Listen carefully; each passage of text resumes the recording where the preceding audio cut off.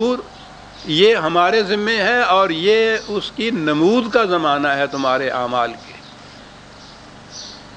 میں سمجھتا ہوں کہ یہ مفہوم ان آیات کا اس ربط کے مطابق ہے جو پیچھے سے چلا آ رہا ہے اور جو آگے ہے کلا بل تحبون العاجلہ۔ اب یہاں بات ہوئی کہ یہ دیکھتے بھالتے اس قسم کی غلط روش کیوں اختیار کرتے ہیں۔ آپ کو یاد ہے کہ بار بار نقطہ ماسکہ قرآن کی تعلیم کا یہ ہے کہ انسان کی زندگی صرف طبعی زندگی نہیں ہے، یہ تو حیوانی زندگی ہے، اسے اس کے علاوہ ایک اور زندگی بھی دی گئی ہے جسے عام الفاظ میں انسانی زندگی کہیے، انسانی ذات کی زندگی جسے کہتے ہیں، انسانی پرسنالٹی کی زندگی۔ اعمال کا اثر اس پر ہوتا ہے، وہی ہے کہ جس نے انسان کی طبعی موت کے بعد آگے چلنا ہے، ظہور نتائج اسی کے لیے ہے۔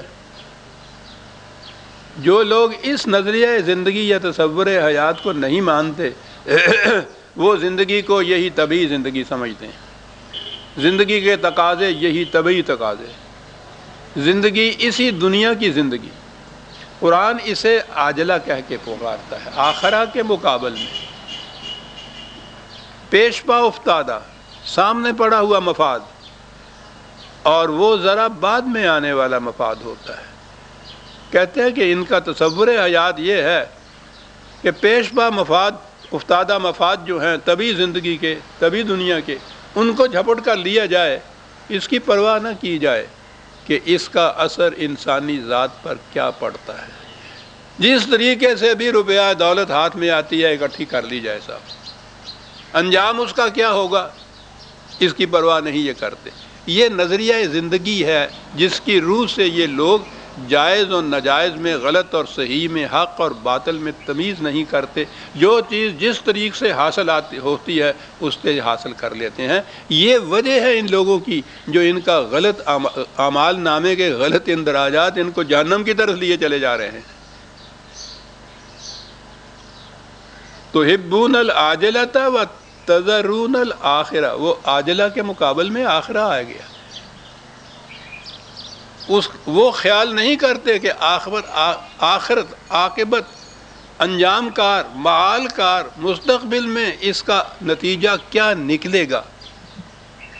جتنی غلط روشیں ہیں اس میں ٹھیک ہے، دنیاوی مفاد عاجلہ بڑی جلدی حاصل ہو جاتے ہیں، محسوس ہوتے ہیں، نظر آ جاتے ہیں، کشش ان کی ہوتی ہے، نتائج ان کے غیر محسوس ہوتے ہیں اس وقت۔ اس کے لیے ذرا گہری نظر سے دیکھنا پڑتا ہے۔ یہ ہے آخرہ جسے قرآن کہتا ہے، وہ ہے جسے عاجلہ قرآن کہتا ہے۔ کہتا ہے کہ یہ ہیں جو دو تصور حیات، دو نظریات زندگی، دو قسم کے لوگ کہہ لیجئے۔ تو جو لوگ تو جنہوں نے مستقبل کی خوشگواریوں کو سامنے رکھا ہوگا اس زندگی کے اندر جو دنیا کی زندگی ہے، جب ظہور نتائج کا وقت آئے گا، میں نے یہ بھی عرض کیا ہے نا، یہ ذہن میں رہے گا آپ کے کہ یہ ظہور نتائج کا وقت مرنے کے بعد قیامت ہی میں نہیں جا کے آتا، وہ برحق ہے لیکن اس کا سلسلہ یہاں ہی شروع ہو جاتا ہے۔ جنت اور جہنم یہاں سے شروع ہوتے ہیں اور ساتھ ہی چلے جاتے ہیں، یوں کہیے ان کے۔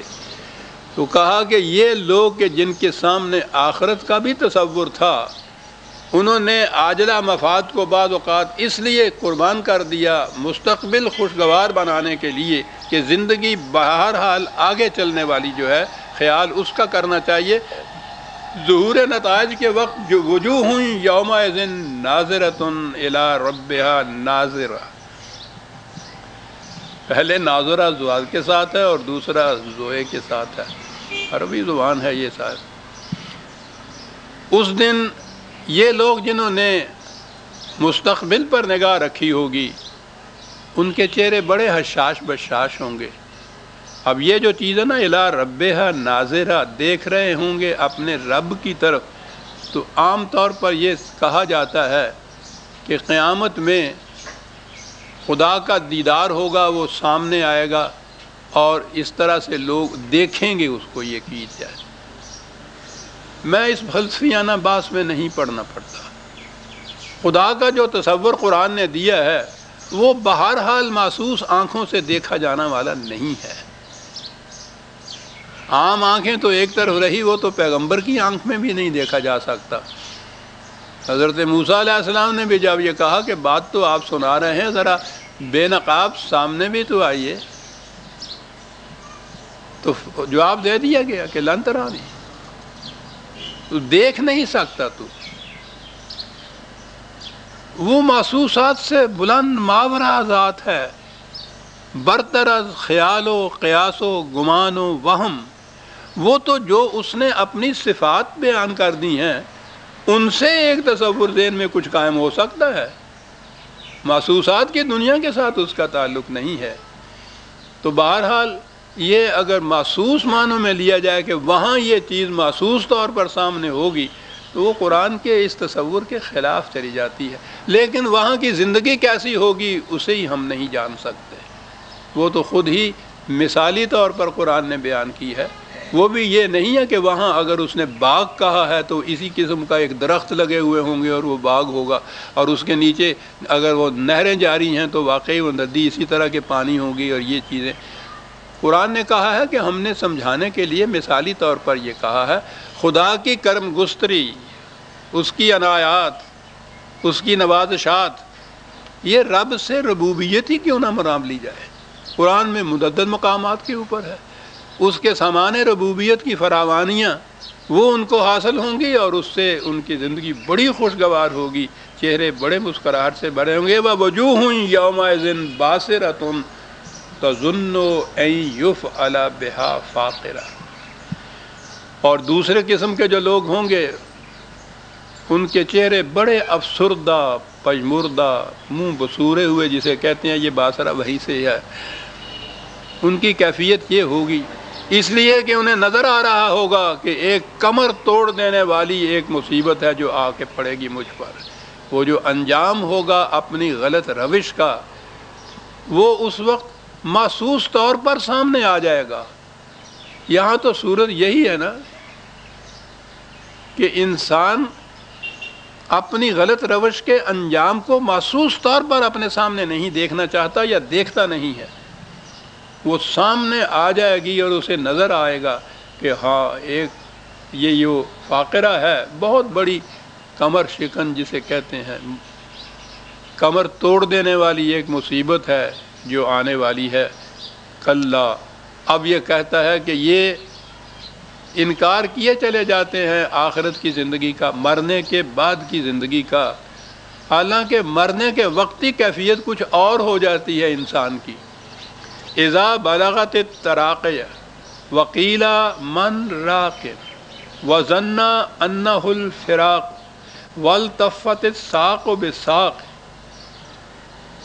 میں نے عرض کیا تھا نا کہ یہ آخری پارے کی آخری دو تین پاروں کی یہ اس قسم کی آخری جو صورتیں ہیں ان کی آیات بھی آپ دیکھیں، دو دو لفظ کی آیتیں ہیں، ادبی لحاظ سے بھی بالکل عروج پہ پہنچی ہوئی ان کی کیفیت یہ ہے۔ اقتناز اور جامعیت اور کنسنٹریشن کی یہ کیفیت ہے کہ ایک ایک لفظ کے اندر معنی کی دنیا چھپی ہوئی نظر آتی ہے آپ کو۔ اب دیکھتے ہیں کس انداز سے یہ ایسا نظر آتا ہے جیسے کچھ شاعری کی بات ہو رہی ہے۔ کہا کہ اسی زندگی میں سکرات موت کی ہچکیاں لے رہا ہو، جس وقت موت سامنے نظر آ رہی ہو، اس وقت کیفیت یہ ہوتی ہے تیمارداروں کی بھی کہ کوئی علاج معالجہ تو ایک طرف رہا، وہ توہمات تک سے بھی نہیں چوکتے۔ وہ کہتے ہیں وہ کوئی بات نہیں، اگر کسی دوائی سے فائدہ نہیں ہوتا کسی جھاڑ پھونک والے کوئی بلا لو، دم درود ہی کچھ کرا لو، کسی پیر صاحب کو ہی آواز دے دو۔ یعنی تمہاری اس وقت مایوسی کی یہ کیفیت تمہاری ہوتی ہے کہ یہ جو ساری دنیا میں اسباب میں ہر چیز تم سب اسباب کی روح سے، سامان کی روح سے، محسوسات کی روح سے کرتے تھے، اس وقت تم توہمات کی دنیا میں چلے جاتے ہو کہ کسی طرح سے یہ بچ جائے، اس کی مصیبت تکلیف کم ہو جائے، وہاں تک تم پہنچ جاتے ہو۔ یہ جو اس وقت تم اس طرح سے انکار پہ انکار کیے چلے جاتے ہو، اس وقت کیفیت تمہاری یہ ہوتی ہے کہ بخلا اٹھے ہوتے ہو تم تمہاری پریشانی کی